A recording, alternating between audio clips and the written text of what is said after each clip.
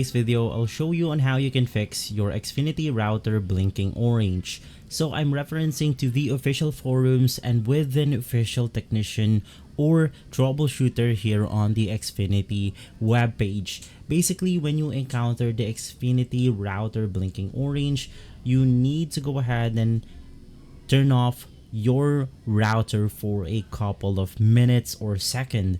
Basically, a flashing light of any color with the XFI gateways means that they are not able to connect to the server. The orange one is the most common during an interruption, but it's not always the case since it indicates that it is not able to connect to the network. So this would mean that your internet router is also offline.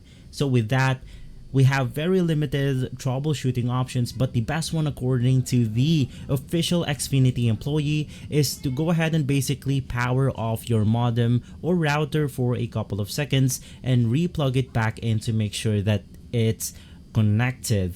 With that, you also want to make sure that all of your wires are in good shape because they might have been disconnected by some other cases like breakage or more.